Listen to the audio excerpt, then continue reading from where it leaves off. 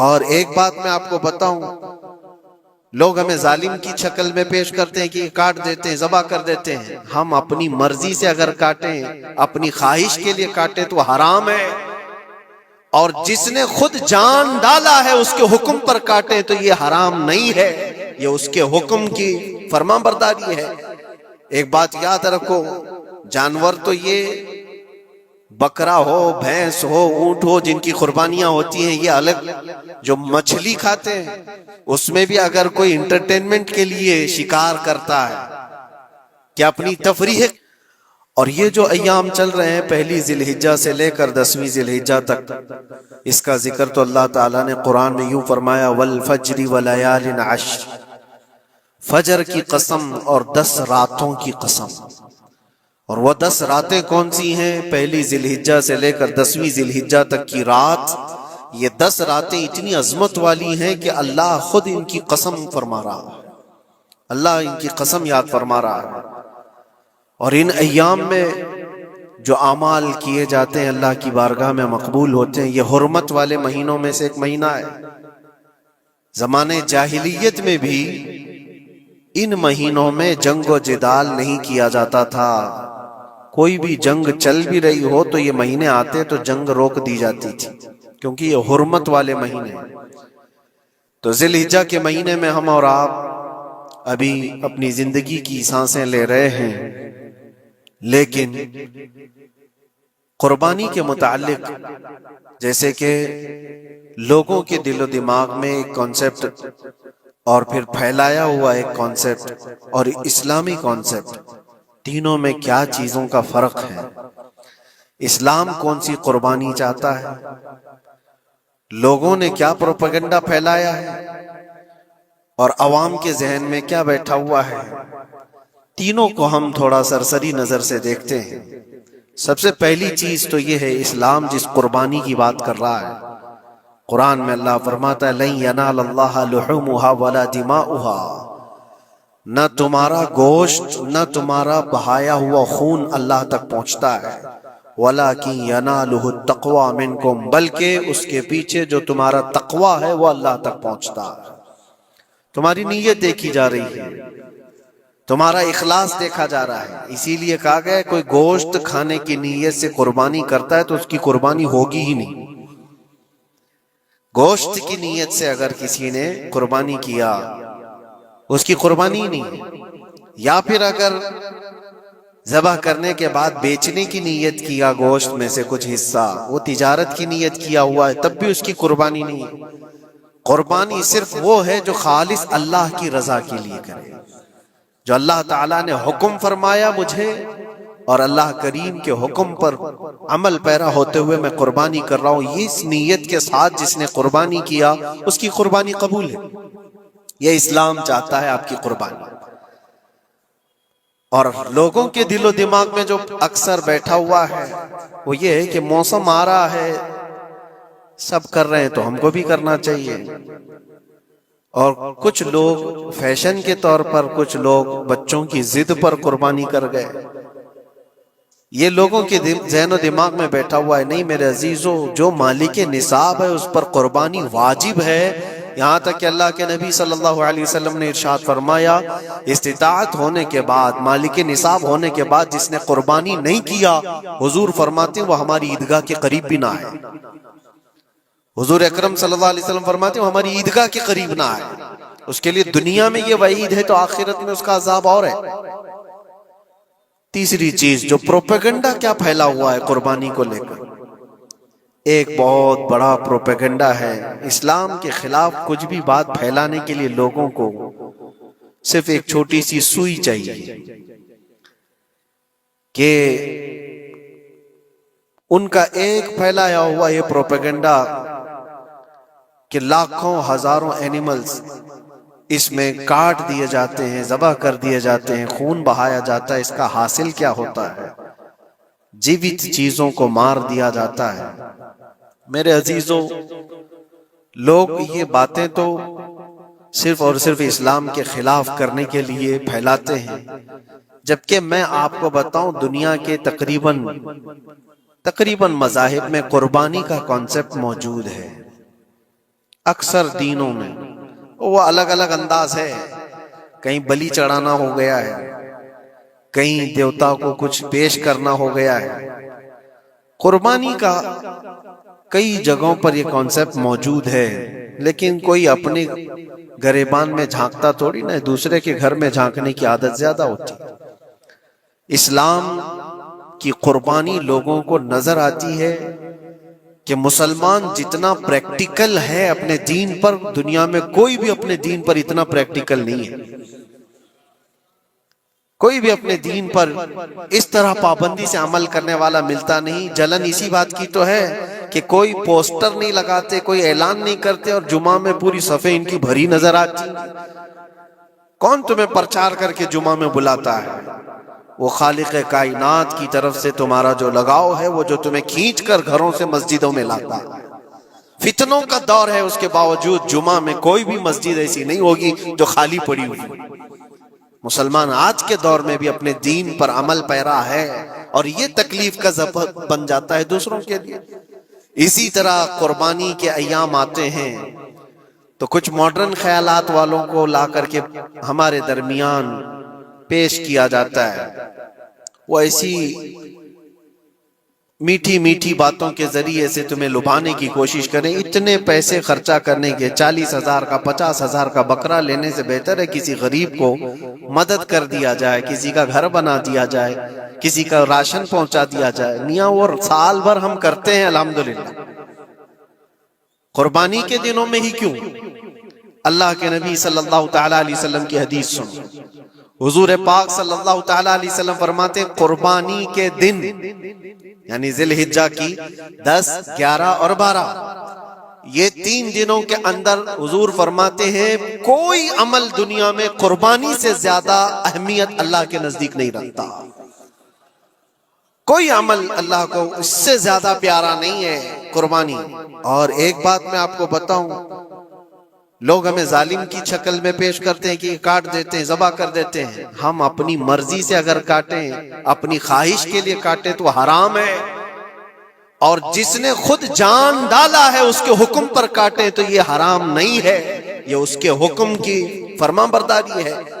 ایک بات یاد رکھو، جانور تو یہ بکرا ہو، بھینس ہو، اونٹ ہو، جن کی قربانیاں ہوتی ہیں، یہ الگ۔ جو مچھلی کھاتے ہیں اس میں بھی اگر کوئی انٹرٹینمنٹ کے لیے شکار کرتا ہے کہ اپنی تفریح قلب کے لیے، تو اس مچھلی کا شکار کرنا بھی حرام ہے۔ ہاں، کھانے کی نیت ہے، تجارت کی نیت ہے، تو مقصد کے تحت اگر مچھلی پکڑ رہا ہے تو اس کے لیے جائز ہے۔ اسلام یوں ہی کسی چیز کی جان لینا اور خون بہانے کا حکم نہیں دیتا۔ اللہ تبارک و تعالیٰ کا حکم ہے، اور اس نے کائنات کو جس انداز سے بنایا ہے، ان جانوروں کو اللہ تعالیٰ نے ہمارے کھانے کے لیے بنایا ہے، جس کی وجہ سے یہ قربان کیے جاتے ہیں۔ اور اگر میں کہتا ہوں سارے جانوروں کی قربانی بند کر کے دیکھ لو، پھر جانور ہی رہیں گے، تمہارا رہنا مشکل ہو جائے گا۔ اسلام کی یہ قربانیاں تو سال میں ایک مرتبہ ہوتی ہے نا، جو ایک دن کی جاتی ہیں، 10ویں ذی الحجہ سے 12ویں کو۔ اگر نوجوانوں میں ایک دعوت دیتا ہوں، جاؤ، آج تو AI کا زمانہ ہے، کچھ بھی پوچھو تو لا کر کے تمہارے سامنے رکھ دے گا سارا ڈیٹا۔ ذرا یہ بھی ڈیٹا نکال کر کے دیکھ لو کہ سال بھر میں KFC میں کتنی چکن ذبح ہوتے ہیں، پوری دنیا بھر میں پر ڈے۔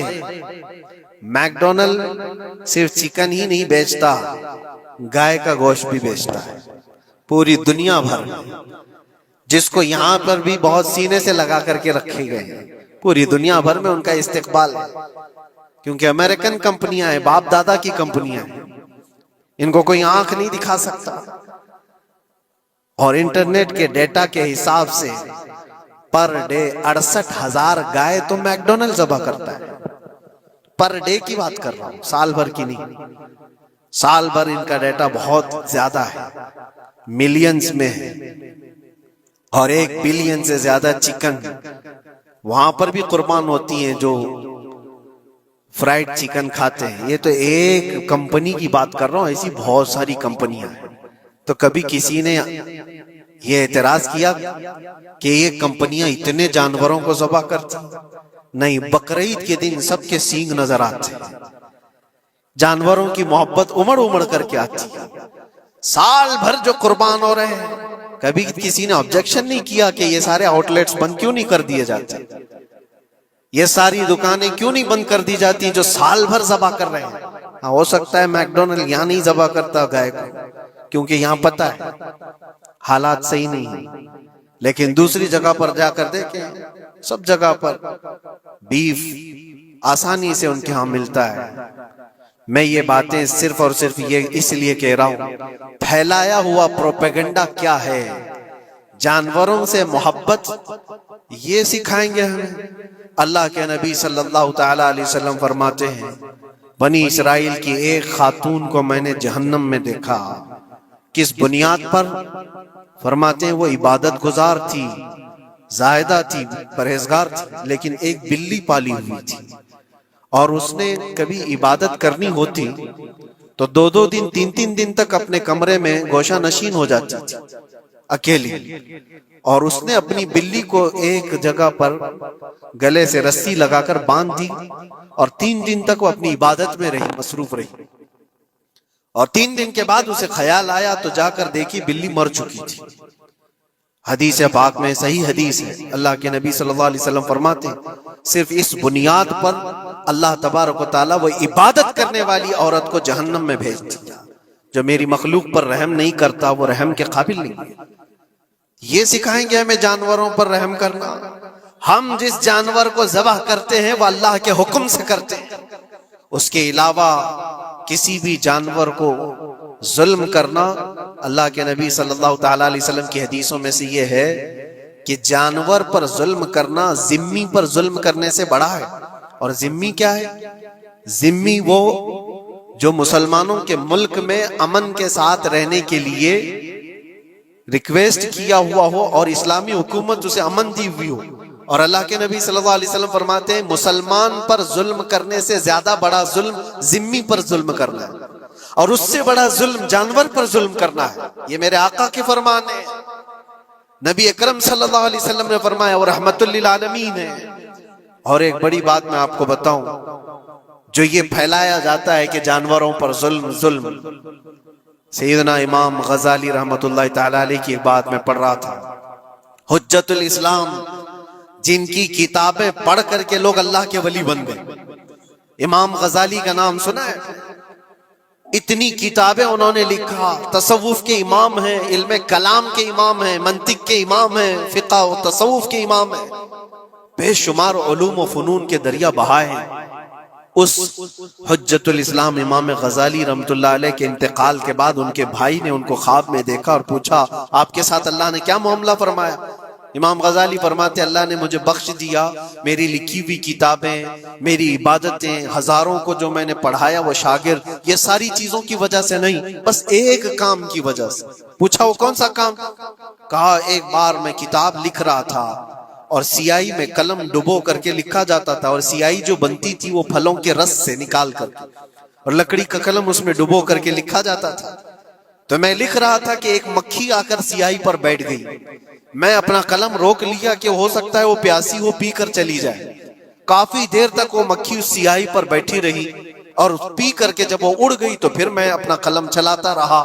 یہ بات تو زندگی میں آئی اور گئی، میں نے تو اس کو چھوٹا سمجھا تھا، لیکن میری موت کے بعد رب تبارک و تعالیٰ نے مجھے اٹھا کر فرمایا، جس نے میری چھوٹی مخلوق پر رحم کیا، بس اس نیکی کی بنیاد پر میں تجھے جنت عطا کرتا ہوں۔ ایک جانور پر رحم کرنے کی بنیاد پر، ایک جانور پر رحم کرنے کی بنیاد پر، اور حدیث پاک میں، صحیح حدیث پاک میں یہ بھی ہے، ایک طوائف تھی جس نے مرتے ہوئے کتے کو بچایا تھا پانی پلا کر، اور اس بنیاد پر اس کی بخشش ہو گئی۔ طوائف تھی اور رحم کیا جانور پر تو اس کی بخشش ہو گئی۔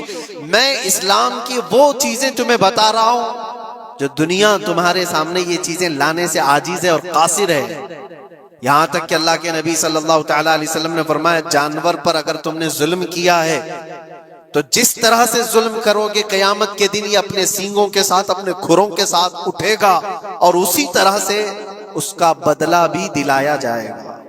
وہ تمہیں مارے گا قیامت کے دن اور بدلہ لے گا. یہ بھی حدیث پاک میں ہے. جانور پر ہمیں اس کے چہرے پر مارنے کا حکم نہیں ہے، اس کو اس کی طاقت سے زیادہ بوجھ ڈالنے کا حکم نہیں ہے. اللہ کے نبی صلی اللہ تعالیٰ علیہ وسلم کے پاس ایک صحابی آئے، اونٹ پالتے تھے.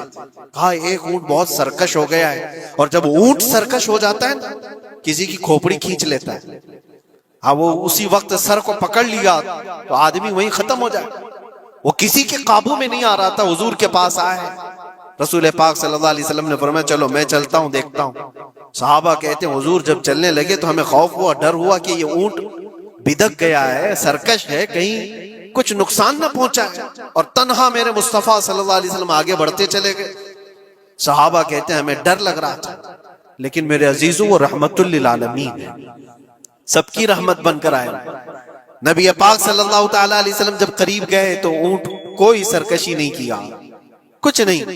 حضور پاک صلی اللہ تعالیٰ علیہ وسلم کے چہرے کے پاس اپنا منہ کرتا ہے اور اپنی زبان کو چپڑ چپڑ چپڑ کرتے ہوئے اپنی زبان ہلا رہا ہے. اور حضور پاک صلی اللہ تعالیٰ علیہ وسلم ایسے سنتے جا رہے ہیں جیسے کسی دانشور کی بات سن رہے ہیں. پھر نبی پاک صلی اللہ علیہ وسلم اونٹ کے مالک کی طرف متوجہ ہوئے اور کہا یہ اونٹ تیری شکایت کر رہا ہے، یہ اونٹ تیری شکایت کر رہا ہے. یہ سرکش اس لیے ہوا کہ تو اس کی طاقت سے زیادہ بوجھ اس پر ڈالتا ہے اور کھانا اس کو کم دیا کرتا ہے. کیا یہ بات صحیح ہے؟ وہ جو بدو تھے، جو اونٹ کے مالک تھے، انہوں نے چہرہ جھکا لیا اور کہا وعدہ کرتا ہوں حضور پاک صلی اللہ علیہ وسلم سے کہ اس سے زیادہ، اس کی طاقت سے زیادہ بوجھ نہیں ڈالوں گا اور اس کا چارہ، اس کے کھانے کا انتظام روزانہ کیا کروں گا. نبی پاک صلی اللہ علیہ وسلم نے اس اونٹ کی رسی پکڑی اور مالک کو دے دیا. پھر وہ اونٹ اسی طرح تابعدار ہو کر نکل پڑا. یہ اسلام میں میرے آقا صلی اللہ تعالیٰ علیہ وسلم کا عدل تو دیکھو، ان کی طاقت سے زیادہ کا بوجھ ڈالنے کا حکم نہیں ہے. اور دنیا یہ پروپیگنڈا پھیلائی ہوئی ہے کہ یہاں جانوروں کو کاٹا جاتا ہے. جو ذبح کرنے کا حکم ہے وہ اللہ کے حکم سے. میرے رب تبارک و تعالیٰ نے خود جان ڈالی، ہماری جان کا بھی وہی مالک ہے، جانوروں کے جان کا بھی وہی مالک. اگر اللہ کا حکم نہ ہوتا تو ہمیں چونٹی مارنے کی بھی اجازت نہیں. اللہ کا حکم نہ ہوتا تو ہمیں کسی کو بھی قربانی کرنے کی اجازت نہیں ہوتی. یہ رب تبارک و تعالیٰ کا حکم ہے. تو ظاہر سی بات ہے ہم اللہ کے بندے ہیں. رب تبارک و تعالیٰ جانوروں کی قربانی کا حکم دیا، اس لیے ہر سال بقرعید میں مسلمان قربانی کرتے ہیں. اگر اللہ چاہے تو اپنے بیٹوں کی قربانی کا بھی حکم دے دے، اور دیا ہے رب تعالیٰ نے، اور وہ بھی کر کے دکھایا سیدنا ابراہیم علیہ السلام. اللہ تبارک و تعالیٰ اگر حکم دے تو کیا تم ایسے مسلمان نہیں ہو؟ مسلمان کا مطلب ہوتا ہے سر جھکانے والا اللہ کے حکم کے آگے. یہ نہیں پوچھے گا کہ کیوں ہے اور کیسے ہے. مسلم کہتے ہیں اپنا سر جھکا دیا اللہ کی بارگاہ میں، اس کے حکم کے آگے. اللہ تبارک و تعالی ہماری جانوں کا مالک ہے. اگر وہ چاہتا تو ہماری قربانی کا حکم دیتا، ہمارے اولاد کا. لیکن رب تبارک و تعالی نے یہ سنت ابراہیمی پر پوری دنیا کو ثواب دینے کے لیے جانوروں کی قربانی کا حکم عطا فرمایا.